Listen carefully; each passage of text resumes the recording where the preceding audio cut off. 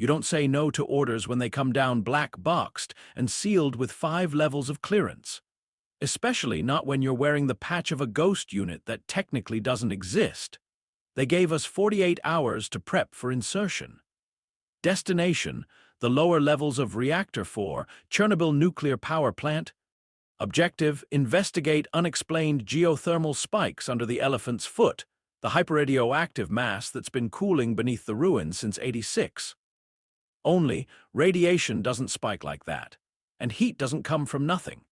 Especially not beneath 2 meters of solid lead and concrete. We were told this wasn't a combat op, just recon, collect data, tag anomalies, no known hostiles. That should have comforted me. It didn't. The air was wrong the moment we touched down. Even beneath our suits and gear, I could feel it, a kind of weight pressing down on the skin. Heavy with static, like the whole zone was holding its breath. We parked the unmarked Humvee near the outer fence line and hiked in under moonlight. No birds, no dogs, no mosquitoes, no damn sound at all except the crunch of ash under boots. I've operated in dead cities before, but Pripyat was different. The silence wasn't empty, it watched. Like the buildings knew we were intruding. They'd assigned 5 of us, LT. Kovach led the unit, Ukrainian, demolitions expert, real old-world orthodox. He wore a tarnished crucifix and muttered prayers under his breath between orders. Claimed the zone was cursed land, not fallout. Ramirez was our tech guy. U.S. Cyber Warfare Division, pulled into Black Ops after a drone incident in Syria. Atheist, smartass, sharp with code but colder with people. Merk, Polish medic, youngest of us, always chewing gum like it was the only thing keeping his teeth from chattering, read too much folklore for his own good. Victor, Russian silent type, probably Spetsnaz, though no one asked. He moved like a machine, slept sitting up, and hadn't blinked in the last 3 days. And me, just call me the narrator. I'd seen enough dust settle over broken gods and failed experiments to know when something wasn't just above our pay grade. It was above the human condition entirely. Locals had refused to come within 5 clicks of the site. Even scavengers, the ones who usually pick bones clean for copper or old-world relics, stayed away. A babushka at the checkpoint clutched my arm, eyes wide and clouded, whispered something in slurred Russian. Merk translated it later: "Trumpets beneath the earth, fire in the sky, the watcher stirs." I shrugged it off. We all did. We had protocol, ground-penetrating scans, drones, EM meters, everything the post-religion military budget could afford. But then the anomalies started. The Geiger counter chirped every time we passed certain trees, not because of radiation, but patterns etched into the bark, curling like ancient script. Our internal thermals read random heat blooms beneath our feet. There was no source, no core breach, no magma, just heat. At the final checkpoint before the exclusion zone wall, we passed a shattered Orthodox icon bolted to a rusted post. The Archangel Michael, blade raised, wings spread, face eaten away by time and corrosion. Half buried in snow, it looked like it was trying to climb out. "Bad omen," Kovach muttered. No one responded. We crossed into the belly of the dead reactor just before dawn. The elephant's foot sat beneath our boots, buried under layers of lead and regret. But something else was beneath that. Something that shouldn't have been there, and we were about to wake it up. The sub-levels under Reactor 4 were like a ribcage of Soviet failure, long, narrow corridors lined with rusted pipework and walls that bled condensation. It smelled of copper, mold, and something older, something fungal. We moved through the dark in full suits, our respirators fogging slightly under the helmet glass. Flashlights flicked over twisted metal and signs half melted by the original meltdown. Everything was silent, but the silence had rhythm. I kept feeling like the halls were breathing. We passed the elephant's foot containment doors. Locked tight. Our maps, decrypted and recompiled from Soviet archives, showed this was the lowest registered floor, but Ramirez had something else. His scanner was pinging geothermal pulses another 20 meters down from a spot that didn't officially exist. "Here," he muttered, wiping frost from the wall. "Maintenance shaft C-22, it's not on any current schematics." He pulled out a collapsible sonar probe and tapped the concrete. It rang back hollow. "Someone poured over this. Recently?" Kovach knelt beside the wall. He ran his gloved fingers across the concrete. There, a faint seam circular. A hatch, he said. Hidden, not welded. He placed his hand flat against it. Warm! We all stared. Concrete in a frozen hellhole shouldn't be warm, not from the outside. Ramirez powered up his neural decryptor, a hacked NATO AI core that could brute force any Soviet-era encryption down to the fibers. He pressed it to a recessed panel. The lights on it flickered blood red, then yellow. Then, they turned black. I didn't do that, he said. A soft grinding filled the corridor. Then, without a word or command, the panel hissed and the circular hatch rotated, gears inside coughing dust, and slid open. No one moved. Kovac crossed himself. The air that bled out wasn't radioactive, but it was hot, and it stank like wet copper and scorched meat. Inside was no maintenance shaft. It was carved stone. Black basalt, smooth, unnatural, descending in tight angles like the spiral of a horn or a drill, not Soviet, not man-made. Jesus! Merck whispered, eyes wide. What is this place? The walls pulsed faintly with light our optics couldn't pick up, but infrared caught it. Glowing sigils, etched deep into the stone, shimmered just outside our visual spectrum. Ramirez stared at the symbols. That's not Cyrillic. Not Arabic, not any language I know. Kovac stared longer, his voice low. It's Enochian. We all turned. The language of angels, he said. It was taught to men before the flood, then forbidden. Ramirez snorted. Okay, Dan Brown, let's keep moving. I didn't laugh. I couldn't. Every instinct screamed to turn back, to seal the hatch and mark it as unstable. But orders were orders. We descended. The stone staircase twisted tighter the deeper we went. No lights, no breeze, just the sound of boots against stone and our breathing crackling through comms. My skin itched under my suit. About 20 meters down, the walls changed, the carvings shifted from language into depictions. Angels, yes, but not the kind found in stained glass. These were monstrous, blazing wheels with eyes, wings sprouting from torsos, faces that looked both human and inhuman, locked in battle with twisted beasts crawling from pits of fire. A central figure, always repeated, a tall, radiant being with 6 wings, bound in chains. Its face was missing, scratched out deliberately in every engraving, and always horns, 7 of them, and always a seal. Stop, Kovac said suddenly, raising a hand. We froze. From somewhere deeper down the corridor came screaming, high-pitched, distant, echoing through the stone like it was traveling backward through time. Ramirez's hand hovered over his weapon. You hear that? Yeah, I said, but that's not the problem. He looked at me. The problem is it's coming from above. Silence, then Merck spoke. Do you feel that? The stone beneath our boots trembled, barely but enough to shift dust. Ramirez scanned again. No seismic activity, no radiation, but the M's spiking and the internal temp just rose by 2 degrees in the last minute.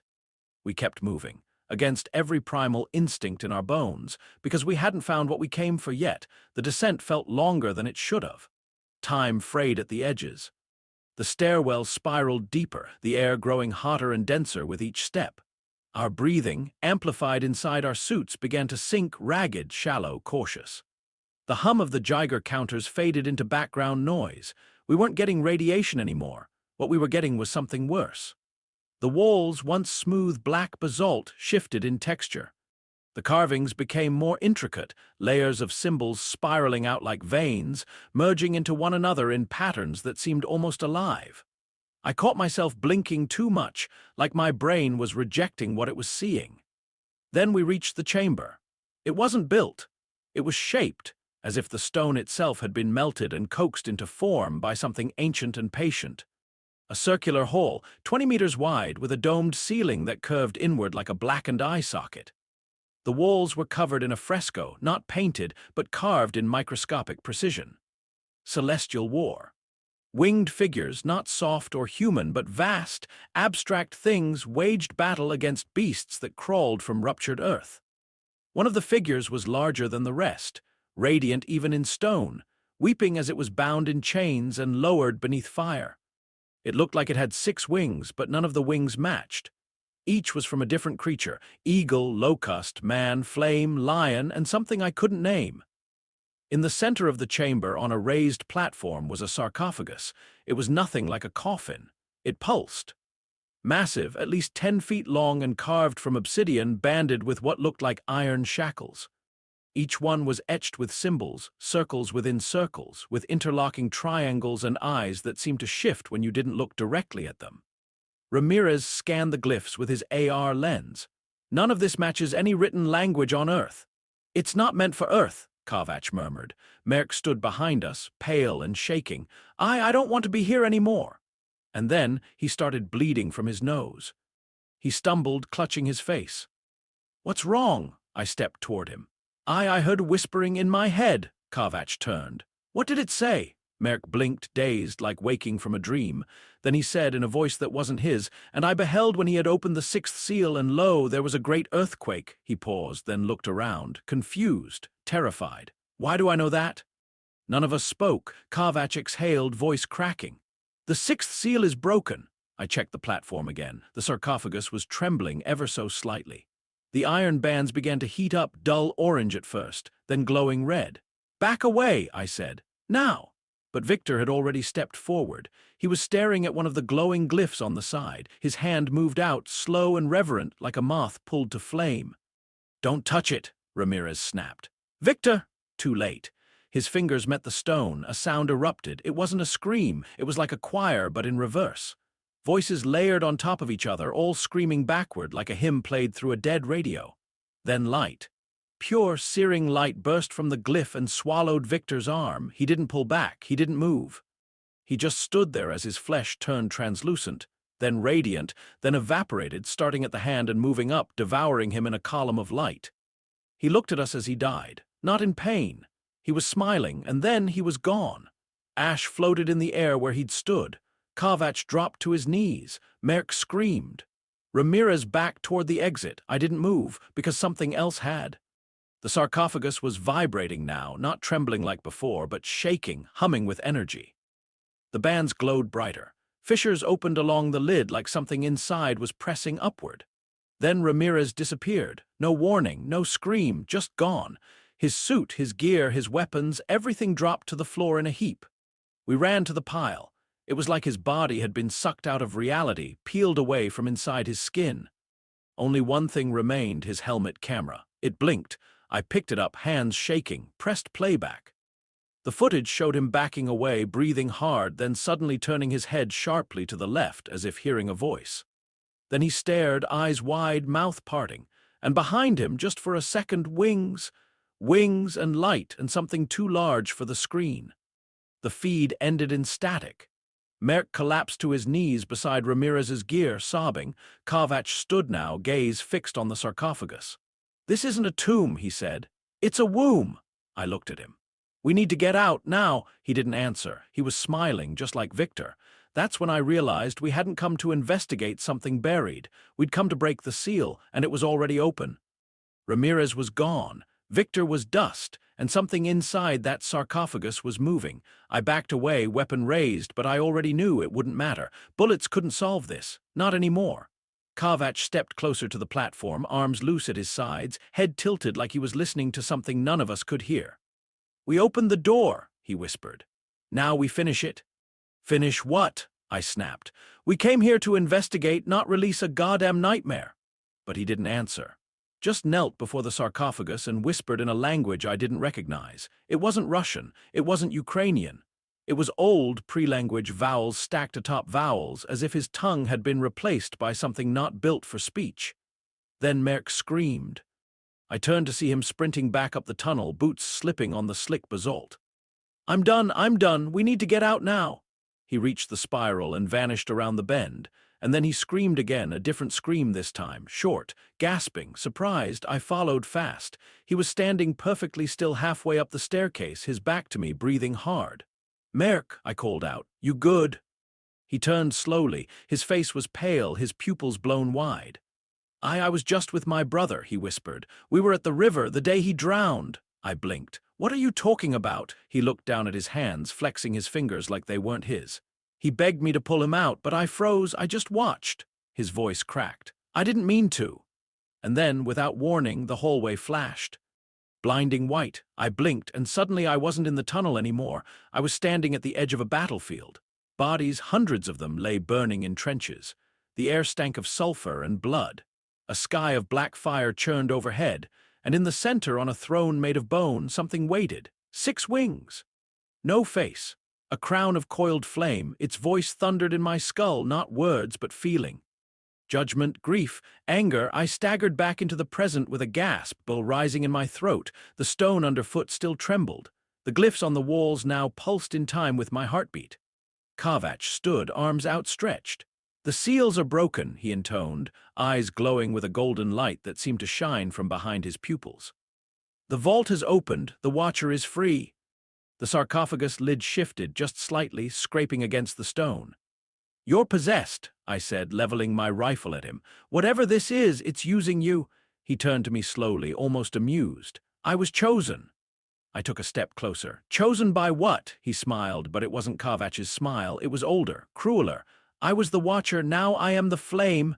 The floor dropped. Not literally, but the pressure in the room shifted so fast it felt like the gravity flipped for a split second. My boots left the ground. My ears popped.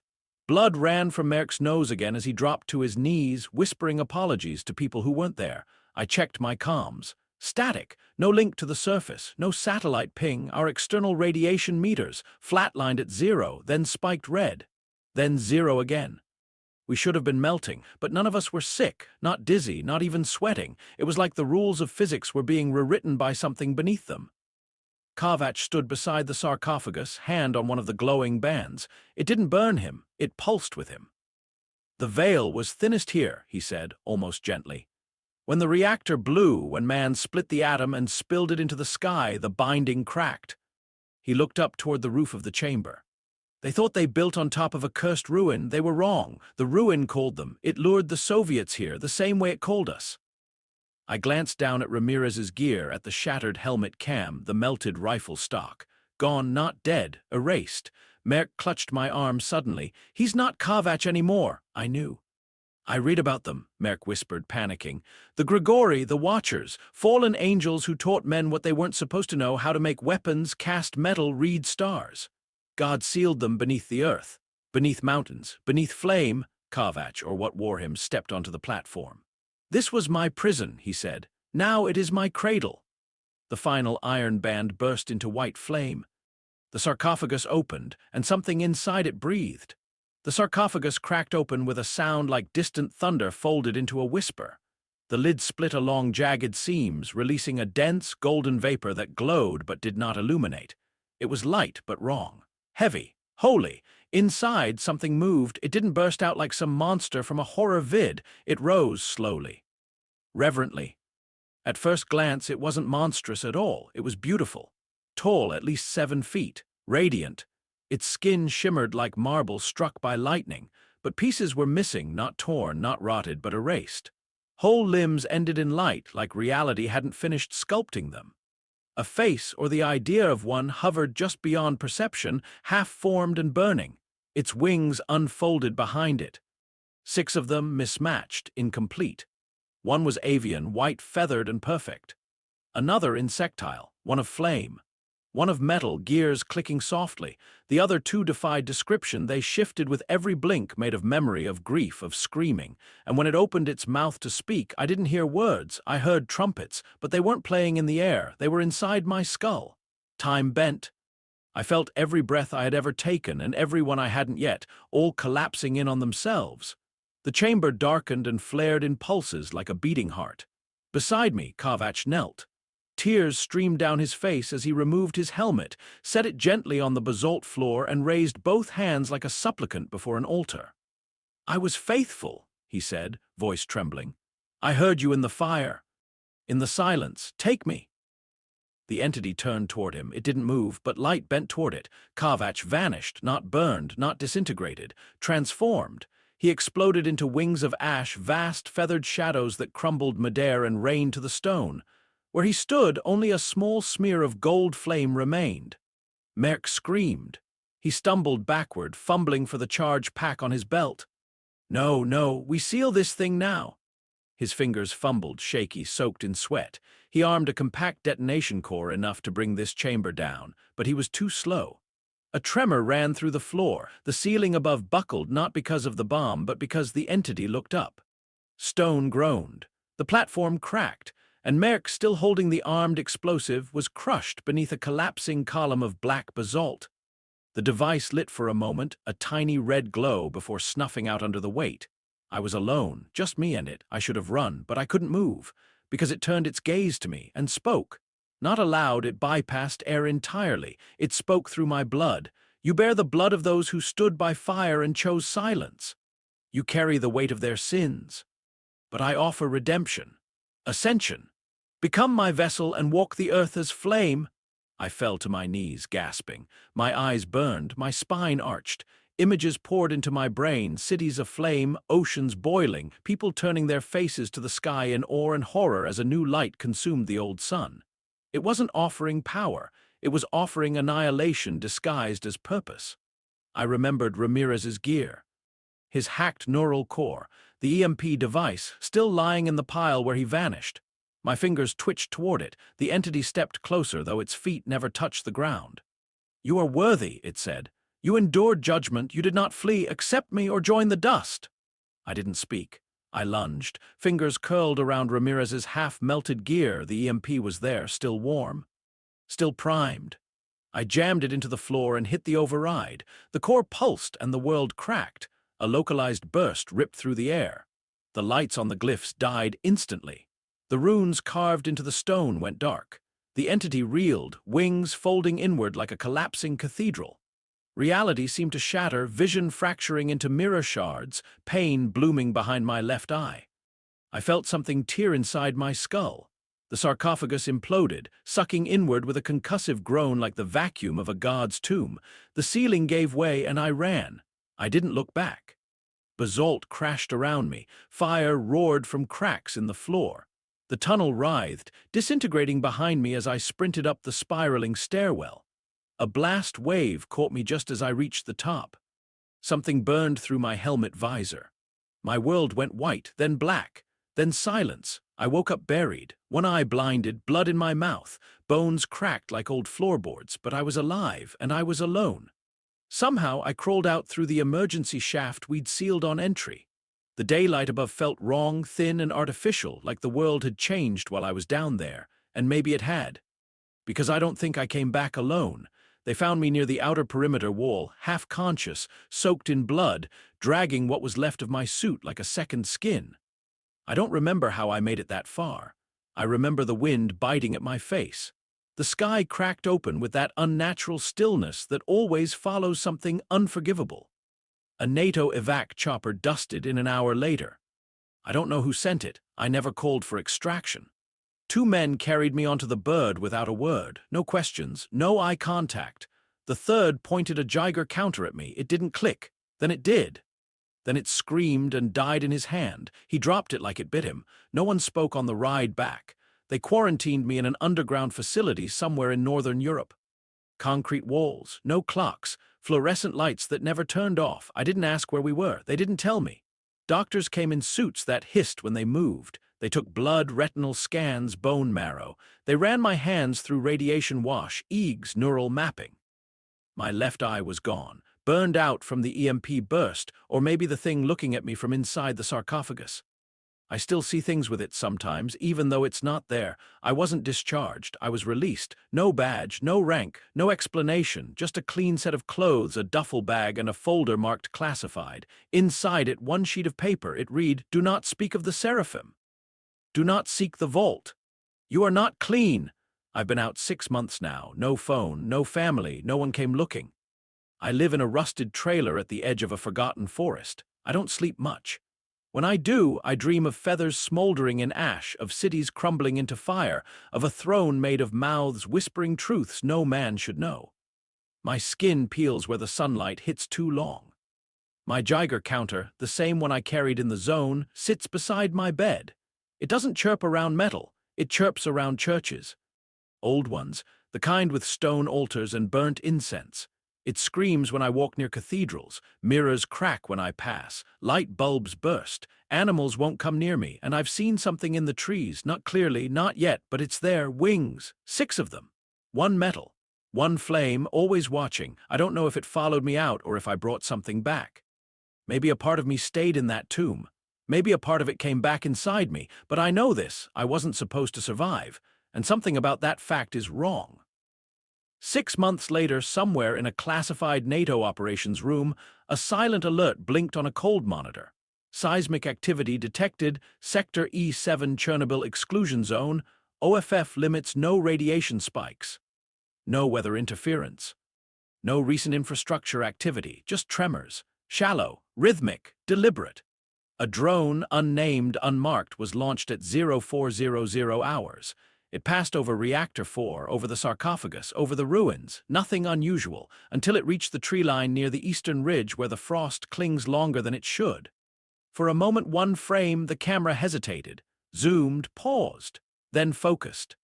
There in the undisturbed snow was a glyph, perfectly etched, not carved, not drawn, burned, a circle within a triangle, surrounded by 7 small horns, the same seal, the same warning. The feed distorted, first with static, then with something else. A flicker of wings, a voice in reverse. The operators leaned closer, the screen blinked, and then cut to black. And beneath the ash, it still watches.